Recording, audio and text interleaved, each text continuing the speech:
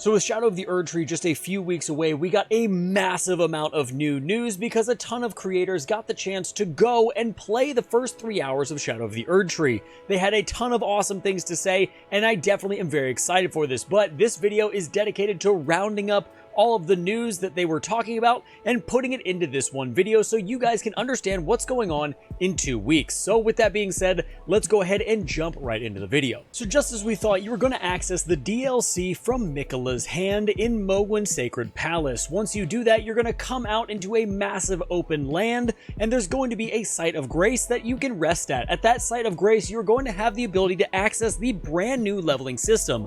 Now, you can either access this system or play the DLC without it. It is completely up to you. I think there's going to be a benefit in playing with the new leveling system as it is intended, but if you don't want to do that and want to go in with your plus 500 level build, you are more than welcome to do so and steamroll the entire DLC. Now, the new leveling system is going to be built around a certain item in the DLC, and that is called a Skadu tree fragment. I hope I'm saying that correctly, so if I'm not, leave it down in the comments below. But how this is going to work is much like golden seeds work in the base game. Although golden seeds were used to upgrade crimson tiers, these Skadu tree fragments are going to be given to you when you find them randomly around the DLC. These are going to increase the damage you deal and decrease the damage you receive. They're not going to be as obviously placed as golden seeds were in the lands between, but they will work in a very similar fashion. Now, probably the biggest news that has come out of all of these creators playing the DLC early is the fact that there is going to be roughly 100 new weapons.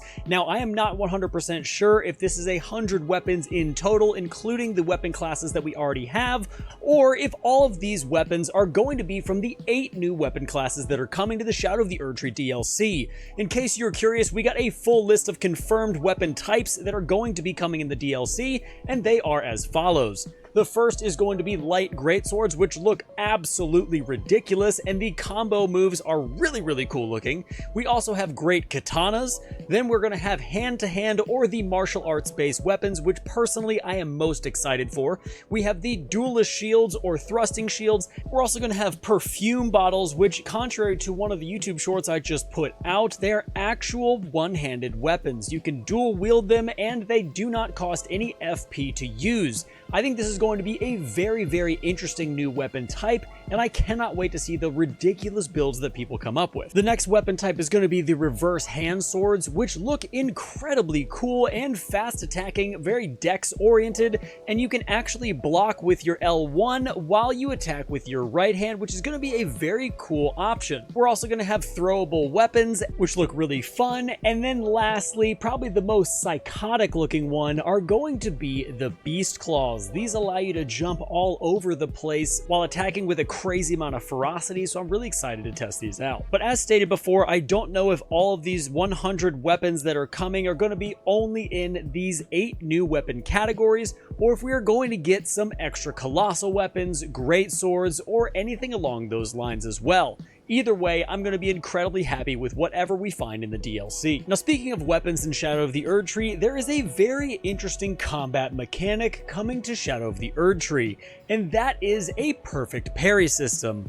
Kind of. Let me explain. So one of the new items that we've uncovered in the DLC is going to be the Deflect Hard tier. This is a new crystal tier that's going to allow you to perfect parry. This is crazy because we haven't had any type of perfect parry system in Elden Ring before. We've only had the parry you can put on a shield. However, when you have the Deflect Hard tier equipped and active, you can achieve a perfect parry if you block at the exact right time. This is going to give you a 40% damage buff to your next guard counter, and this is also going to stack with the curved sword talisman, which is absolutely awesome, especially when you're running a tank build. You could really pour out some big damage quickly. I feel like the amount of crystal tiers and new talismans that are going to be coming into this DLC, as well as all the new weapons, are really going to push some longevity into Elden Ring for a long time to come. There's going to be so many different builds, so many new ways to play, and I couldn't be more excited.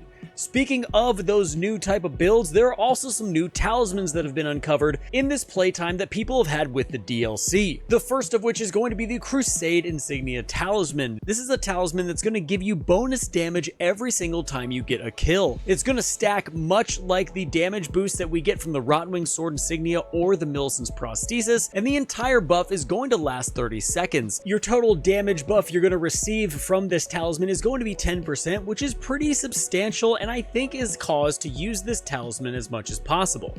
The next talisman is Rellana's Cameo. This is going to boost the potential of all stance-based weapon skills. So what that means is when you hold your stance for 1 second in an Ash of War like Unsheath, or in the Moonveil Katana's Ash of War, or in the Square Off Ash of War, and then release that attack, you are going to get an extra 15% damage to that next stance damage attack. I think this is a fantastic new addition to our damage talismans, considering the only ones that are remotely close to this that we have now are the Shard of Alexander and the Godfrey Icon. And lastly, there's another talisman which I don't have any information on, but it is called the Ailment Talisman, and I'm really curious to see if it has something to do with a poison immunity effect, considering there is a poison swap within the DLC. Now, as far as the size of the DLC, now it has always been speculated whether this is going to be a big DLC or a smaller chunk, and then Miyazaki said not too long ago it was just going to be a little bit bigger than Limgrave. However, every single creator who got their hands on the game has said that it seemed like the 3 hours they played was absolutely nothing. They felt like they didn't even scratch the surface, and that there is going to be a very hefty chunk of content going into the Shadow of the Erdtree DLC. We know for sure, at least in this 3 hours of play, that there were 2 legacy dungeons that were accessible to the players. If you don't know what a legacy dungeon is, that is something very similar to Stormveil Castle or Raya Lucaria Academy, a much larger dungeon with a big boss at the end of it. And speaking of bosses, there is a confirmed 10 bosses in the DLC, and I do not believe that that includes minor bosses or field bosses, but I could be wrong there. I think 10 bosses is a massive chunk of content, and I'm really excited to see just how many hours of playtime that we're going to be sinking into Shadow of the Erdtree, because at this point I would go on a limb and say that I think this is much bigger than Limgrave. And the last thing that I noticed in the majority of the videos that I have seen was the fact that if you like Elden Ring, you are going to enjoy the DLC. What I mean by that is the DLC doesn't shake up a ton of the base gameplay, it just enhances what we already loved. So if you're passionate about Elden Ring, you're enjoying the lore, you're enjoying the gameplay, then guess what? Shadow of the Erdtree is going to deliver for you. If you're expecting some massive shift or something big and crazy to take place that wasn't in the base game, you may be a little bit let down, but me personally, I'm very excited to get into this, and I cannot wait to see what Miyazaki has been cooking up. And guys, there you have it. That is all the news I could find on the new Shadow of the Erdtree DLC for you guys. I hope you guys enjoyed the video. Let me know down in the comments maybe some things that I left out that I couldn't find that stuck out to you,